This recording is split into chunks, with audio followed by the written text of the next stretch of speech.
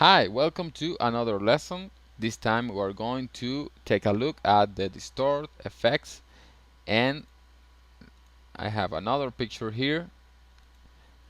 Now the Distortion Effects here is right below the color correction, and you can see that there are a lot of effects. I'm not going to show you all of them, but just a few, the most interesting ones.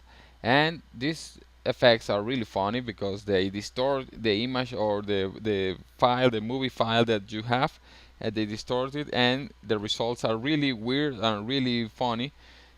I'm not a fan of these effects because just like on Photoshop, of 100 effects, we are just going to use actually like 5 or 10 effects, but it's just a matter of dates. Maybe someone makes a use of all of these effects, but I find them a little weird sometimes. So I, for example, only use the color correction once and some of the distortion, but I don't use all of these effects. But well, that's not for me to decide. For example, let's take a look at the bulge. What it does is to create kind of like a fisheye effect here on the file, on the image, and well, it looks really weird. It looks like a 90s music video or something, but maybe someone can find a use for it. You can even increase the height of the fisheye here. We also have the bandit, which actually bends the image. Remember that these effects can be applied to a movie file as well.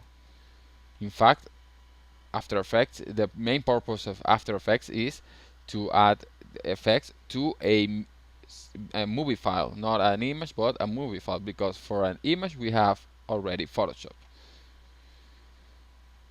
We have Bubblize, which creates this weird effect, kind of like if something is like a bubble, if something is like a water drop.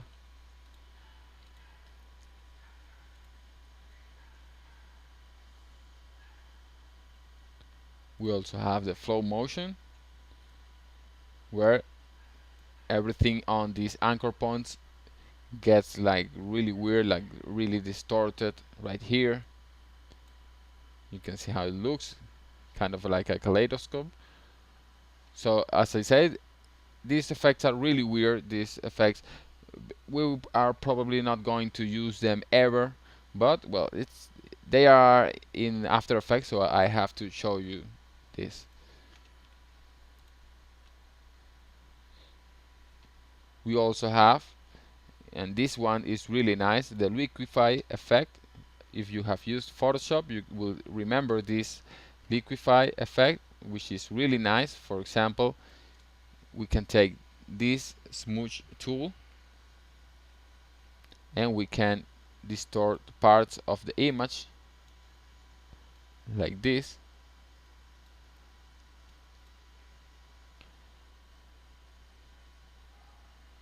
and we can increase the size as well. So it's a really nice effect. On Photoshop it makes more sense, of course, than on a movie file. We also have the ripple effect, which adds some weird effect, kind of like a ripples from this point to every part of the image. You can play with the settings, and of course all of this is we are capable of animating it. So this is a cool effect.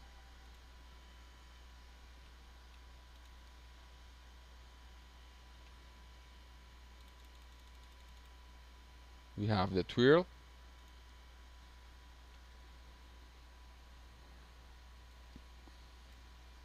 You can see how it blends everything kind of like a spiral, weird spiral. And maybe we can use this effect for something. Maybe someone's dreaming and we want to create an effect of distortion like everything gets distorted and we get to the dream, something like this.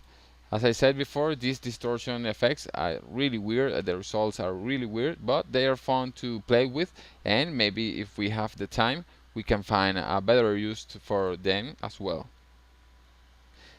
Try to play with all of them because all of them do many things.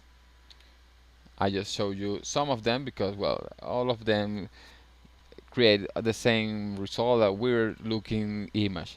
So that's it for the distortion effects. Now let's take a look at noise and grain. Noise and grain are actually really nice because we can create some grainy effect on a movie, and maybe this will look like ending like some movie film, and it will look really amazing. So we can add grain here, and if we take a look closer we can increase the intensity. On preset, let's on viewing mode, let's select final output, and you can see how we can increase the grain. If we add a lot of grain it will look weird, of course,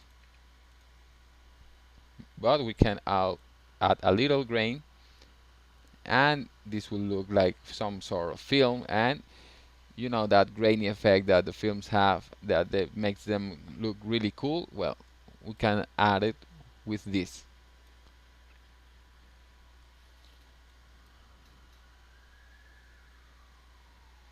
You can even select a color if you want them to be monochromatic, or if you want them to be with all the color range. If your image already have noise, you can also select remove grain, which does the opposite of this. Instead of adding grain, it removes them. But of course this only applies if your image has some noise.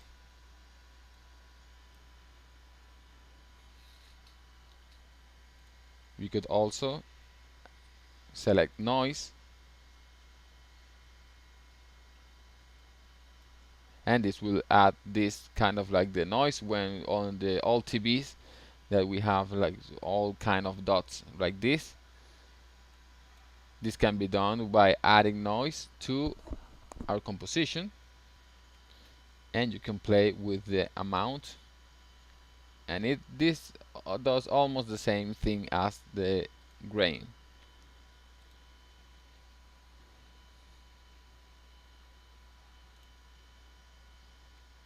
You can add some fractal noise and this will create this weird looking effect. Maybe we can use it for something. And that's it. As you can see, it's just a matter of playing with the effects. Maybe you will end up with a really nice cool style, but well, it's just a matter of playing with all these effects. So let's move on to the next lesson.